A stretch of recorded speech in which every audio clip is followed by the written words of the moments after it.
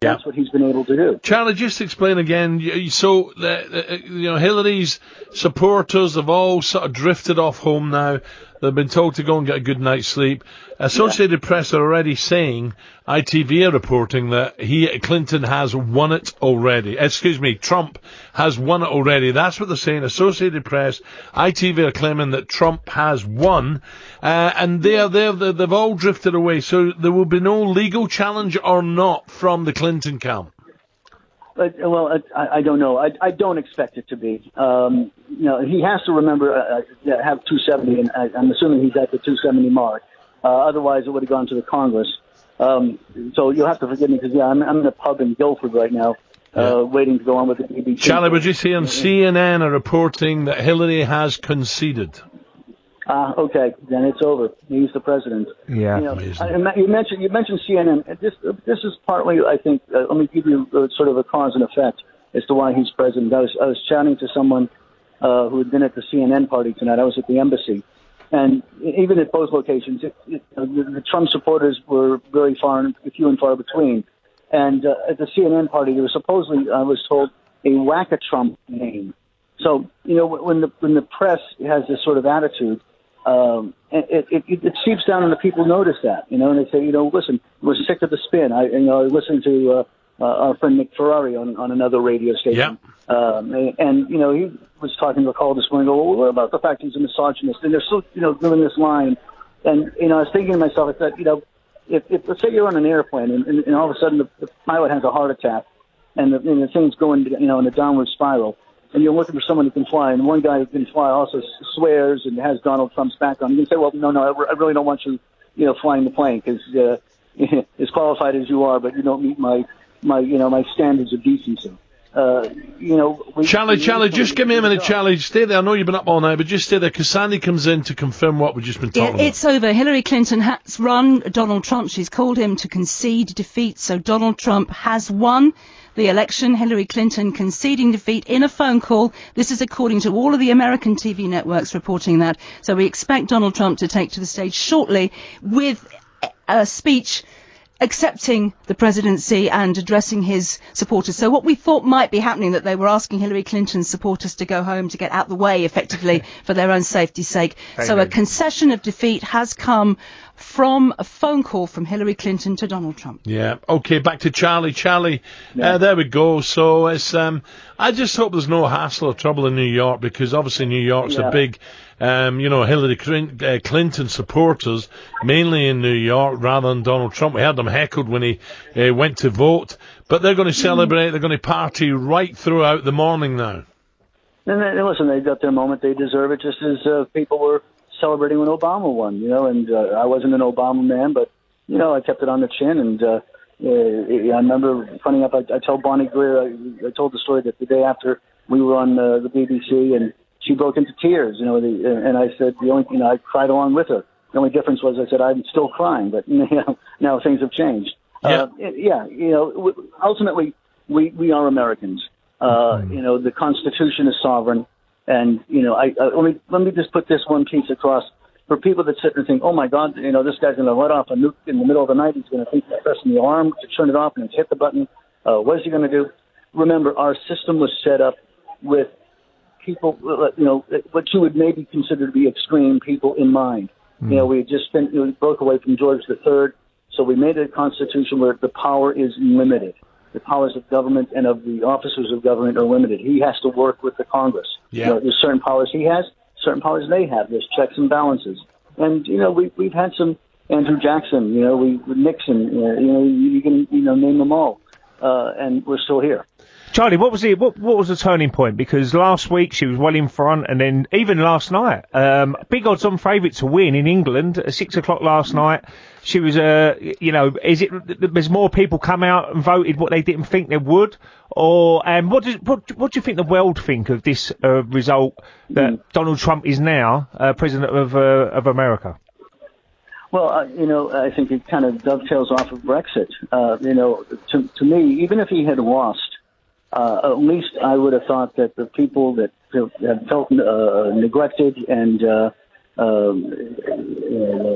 not paid attention to, we're finally, in a sense, vindicated. You look at, for instance, with Obama, I guess, and again, forgive me, I'm a total loss for words. I'm stuttering a little bit because I'm just so tired. Yeah. It was a situation where progressivism doesn't work. You look at it when you had Mr. Obama going and doing all this change and changing too quickly, and just thinking, well, I know it all, because the left knows it all, and we have the moral high ground, and if you're on the right, not only do you not know it all, you're morally wrong. And, we had the marriage come in, which is fine. It's not something I'm in favor of, but it happened. And you had this change, and it was just sort of with no regard to the other side. Remember when we brought in Obamacare, you had these leaders from the Senate over, and they're debating this thing out in his office, and he turned around and said, hey, guys, I won. Well, no, it doesn't work that way. No. Global warming. He's standing up there, when we have security threats, and to him, global warming, which is going to cost a fortune, was his prime concern. And, it was just kind of getting shoved down our throats. No, absolutely. I think people want to change. They're sick of the same. Charlie, look, I'm going to let you get some sleep in. Brilliant, Charlie. Great job during the night. And we will... we'll hear from the elected president. How do you think the world now will look at this? Because obviously, would they be worried now? No. I think now they might do, but they have got things in place. The U.S. government has got to go through so many things. You can't suddenly just say, "Where's the keys to the nukes?" That just doesn't happen. It's ridiculous. Look, Charlie told us the guy's a genius when it comes to marketing. He's a very wealthy man. He's been up and down, of course he has, but he's a very wealthy man. You don't get to that place where he's now elected US president. You can't do that. He's now taken to the stage, so can we hang on? Well, we've got to go for a quick break. We'll hang on because we're going to hear from Donald Trump in a moment. Listen, he is no mug. What he said in the past was quite disgusting, certain things. We know that. And when he was calling her crooked Hillary, well, we'll see what happens now. Will that be forgotten, or will Mr. Giuliani get involved? With Mr. Trump, will he be the prosecutor? Will he go after, Mrs. Clinton? Who knows? We'll just have to wait and see. This speech is going to be brilliant. But I don't think the man's an idiot. I really don't think he's an idiot, because what he's done. A lot of people were taking him for an idiot, and you don't get that high up. People looked at him as probably a joke at first, didn't they? Yeah, and I'm very interested how the business, how Wall Street, because at the end of the day, this guy's a businessman. He's funded all this himself to get where he is now. So I can't see him being anti-business, but I think there'll be a lot of I'm looking forward to seeing what Boris Johnson says as well. Well, absolutely. I think Boris. Well, I'm not going to get stuck into Boris. Not this morning. I don't know who's got the best haircut. I don't know. Who do you think? But look, people thought it could not happen. Yeah, absolutely. People thought it was a joke at first, probably. Yeah, they thought it could not happen. Donald Trump on stage now. If you're driving or stuck in traffic, he's applauding the convention, making his way over towards them. He's milking this. He's loving this, isn't he? And where does she go from here, Hillary? That's it, finished? Oh, finished. Totally finished. That was a big chance. And hope not the clink, let's hope. To be honest, I hope they just leave it alone, to be honest. Yeah. I don't, you don't want a witch hunt now, do you? He's got so much to get on with now, American president. It'd be very interesting I'm sure they'd be asking him that question, though. Yeah. They would ask him that question. It'd be very interesting how he gets on with us. Ray, Theresa May, how will he deal? Will we still have that special alliance, that special, business with America? Yeah. We're very, very close to them. They say it disappeared a wee bit. Well, let's hear, because he's now he's now making his way up to the podium. Here is elected President Donald Trump. Thank you. Thank you very much, everybody. Sorry to keep you waiting. Complicated business. Complicated. Thank you very much.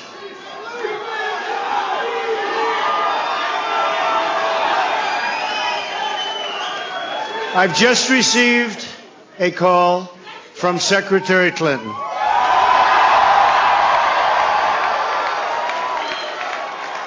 She congratulated us, it's about us, on our victory.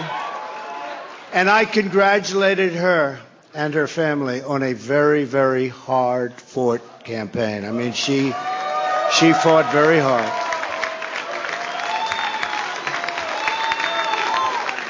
Hillary has worked very long and very hard over a long period of time. And we owe her a major debt of gratitude for her service to our country. I mean that very sincerely. Now it's time for America to bind the wounds of division. Have to get together.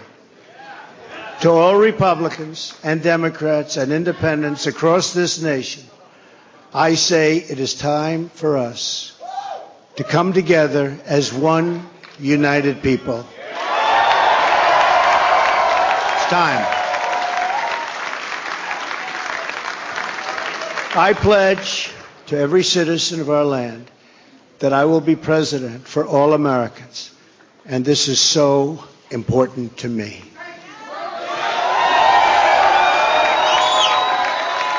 For those who have chosen not to support me in the past, of which there were a few people, I'm reaching out to you for your guidance and your help so that we can work together and unify our great country. As I've said from the beginning, ours was not a campaign, but rather an incredible and great movement made up of millions of hardworking men and women who love their country and want a better, brighter future for themselves and for their family. It's a movement comprised of Americans from all races, religions, backgrounds, and beliefs who want and expect our government to serve the people, and serve the people it will.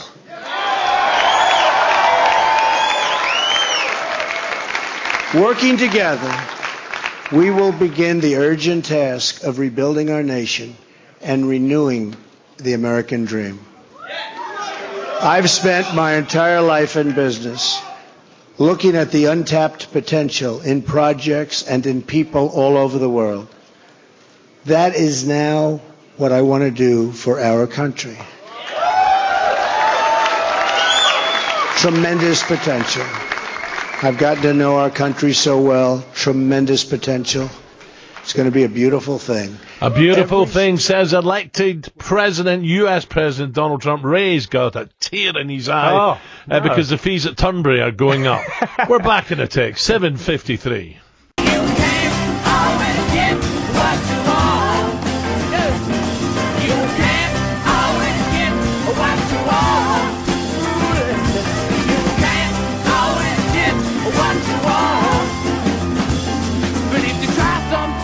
It's just my vibe.